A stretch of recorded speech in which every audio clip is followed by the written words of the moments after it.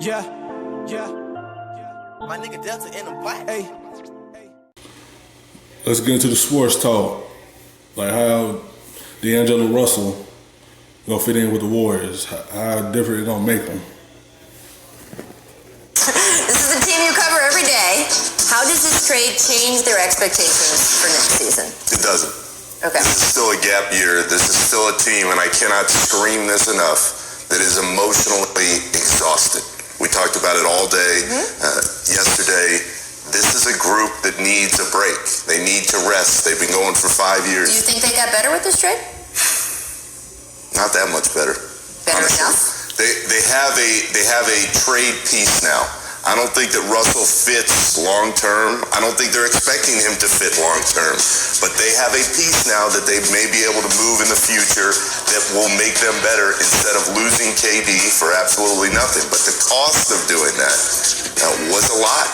And I know there are a lot of people that are wondering. I feel like it's gonna be a drop off year for the Warriors. That's gonna be a big shoe to fill. Like Kevin Durant not gonna be there. It's not gonna be the same Warriors team.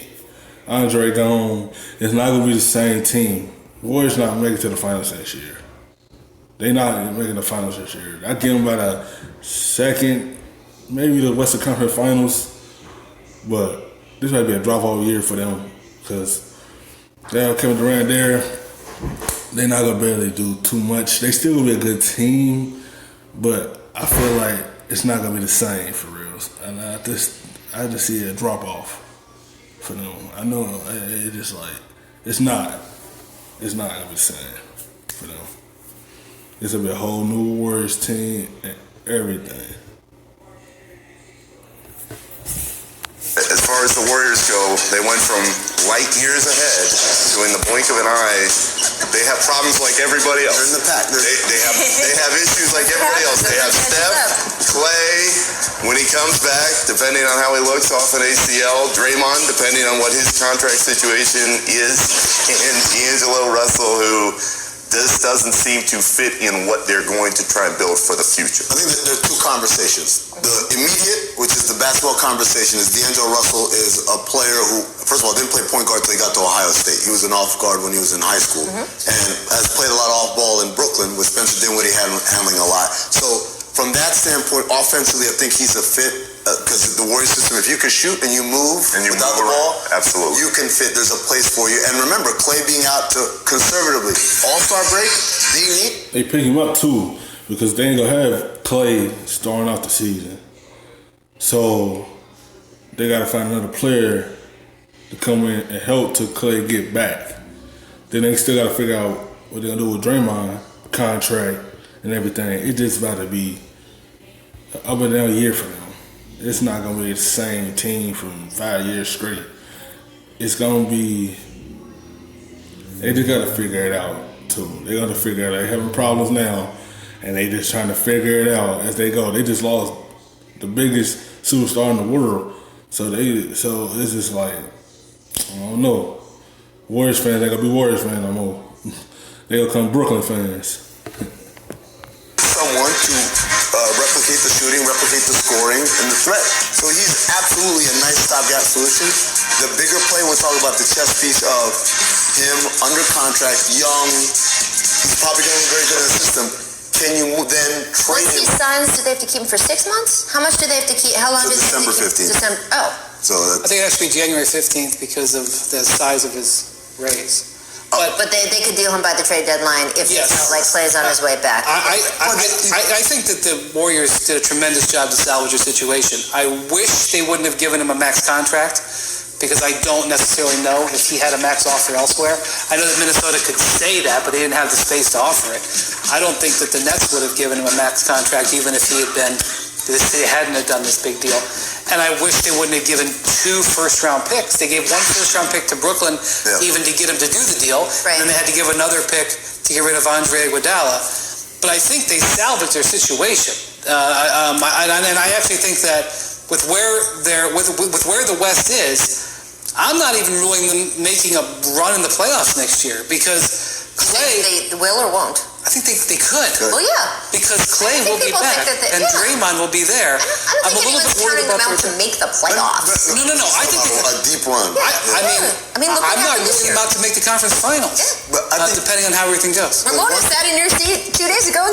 That's how far I think they'll go. I don't think they're going to the finals this upcoming season. So I think they'll get booted out as soon as they get to the Western Conference Finals. For real, so yeah, it's not gonna be cakewalk like they think it's gonna be for the last 5 years. They're gonna take a little seat back. She thinks they can still win the title. the one thing though about that Iguodala trade, that pick that they attached to him was a 2024. That's 5 years from now. A lot can, and it's very lightly protected. This is one of those things where 5 years from now, I said, what were we thinking? Right. Just to move that salary. The other part of it is you lost Iguodala, you lost Kevin Durant, and Klay Thompson is out for at least half the year. That's 3 of your best perimeter defenders are gone, and you replace them with a guy who's not known for his perimeter defense. That's going to be a big thing to watch for the Warriors over the next years. How do they add more defensive guys? Because right now, I don't think this is a good defensive team. Do you think Iguodala stays in Memphis? Or No. Yeah, that's when I said Iguodala in Memphis for now. What do we expect to happen with him? Well, he has to make a decision about whether he wants to try to go play for maybe a contender where he would maybe just get the minimum, or if he wants to chase some more money. He could probably get a real contract for next season, multiple millions of dollars. Houston is definitely interested. The Lakers would definitely be interested, but he would be in one of the. Who's his agent? Who's his old agent? He's doing something else right now. He's moved on to greener pastures. He's a good dresser.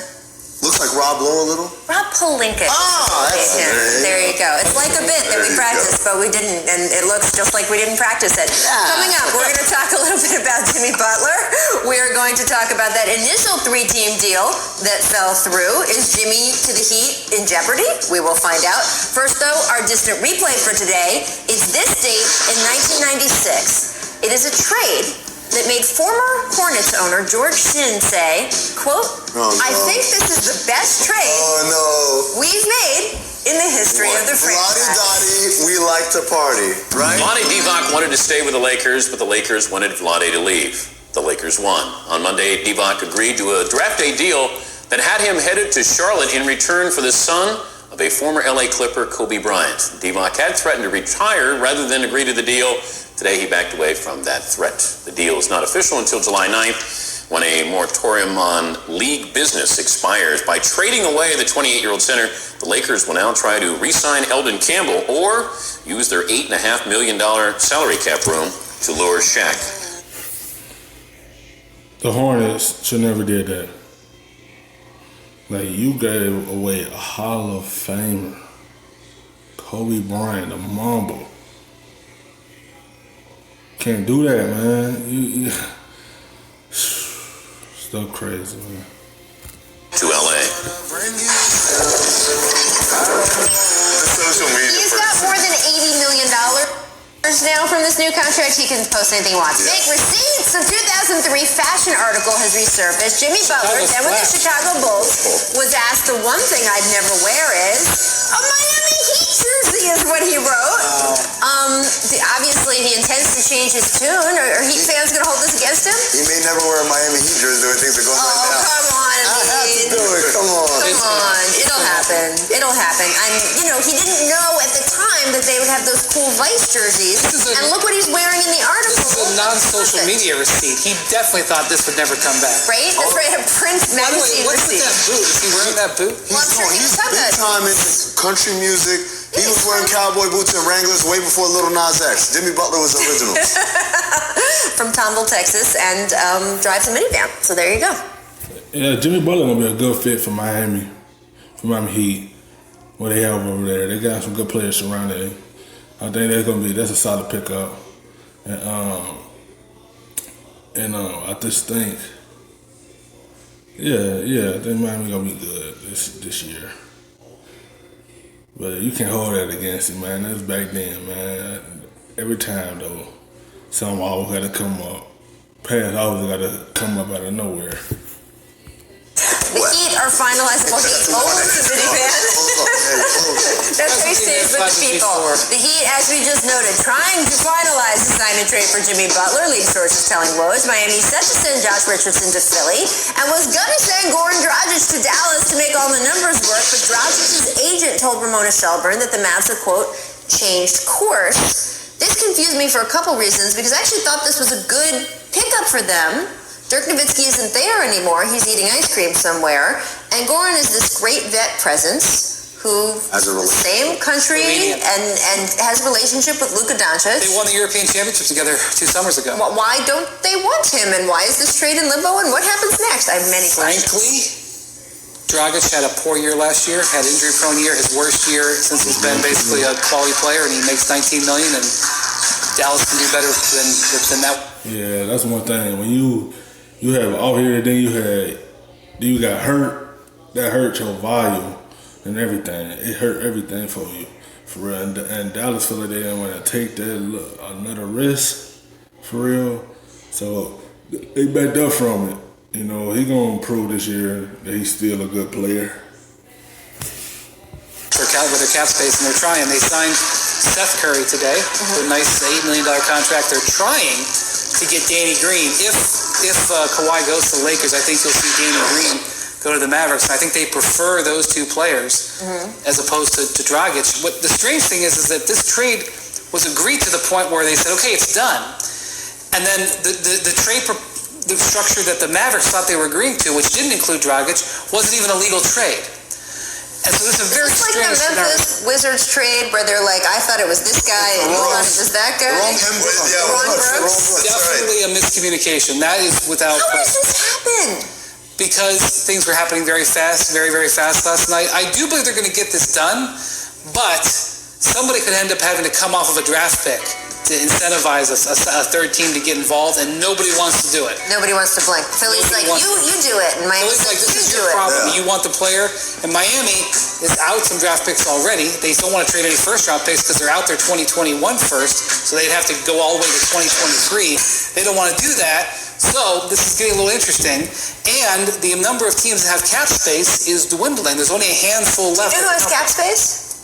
Right across at the Staples Center. Two teams in cap space. You worked with Goran Dragic when you guys were both in Phoenix. Yeah. What do you think about Bryant's point, though, about because Miami needs someone to take him? Right. And I think it's a salient point. First of all, for Dallas, they have that Harrison Barnes trade exception, which is what they'd be absorbing these contracts into pretty much. Dragic would take up most of that exception if they do that deal. So what Brian is saying is, hey, we want to have the flexibility to go get Danny Green. We've agreed to terms with Seth Curry. We'd rather do that than have it all go to one guy. And I think that's where it starts to fall apart from the Dallas end. To me, Miami's the one that's on the hook here, right? They're the ones that need Jimmy Butler more than any other part of this deal that's happening. So they're probably going to have to incentivize somebody to help them out. In many ways, if I'm Miami, I'm rooting for Kawhi Leonard to make a decision to stay probably in Toronto, because then that opens up two different suitors who can absorb some salary that we can kind of work with. One thing I will say, this deal doesn't have to get done for another week or so. Five days. Yeah. I still think that the time they'll figure it out. Do you think Jimmy is putting any pressure, Nick, on them to get it done? Absolutely. Absolutely. I mean, it just makes sense for Jimmy to be in Miami in that environment as the guy. But yeah, he gonna pressure him to get that deal done, you know, so he can get ready to play, just get ready for a new team. He gonna pressure, get that deal done. He ain't trying to sit back and wait on him. He want to get it done fast so they can get ready to prepare for this season coming up. Rach, to your point, if I'm the Lakers and the Clippers and I miss on Kawhi, I'm saying, hey, wait a minute, is everything set in here? Is this still a piece that we consider having for a little longer? But Jimmy fits in Miami. I think he'll do well in that culture, and I'm sure he's sitting there going, let's get this thing done. Yeah, interesting. All right, coming up, the Knicks' dreams of grandeur, they didn't happen, guys. I don't want to spoiler alert you here, but unfulfilled in free agency. Where does New York go from here? And by New York, I mean the Knicks, because the Nets are fine. Where do the Knicks go without KD or Kyrie? First, though, here's what the Jump recommends for today. Zach Lowe explaining how the Nets pulled this off. The heist of the century. We break down why the Nets have won free agency. So read it during the break, and then we'll talk about it. Stick with us.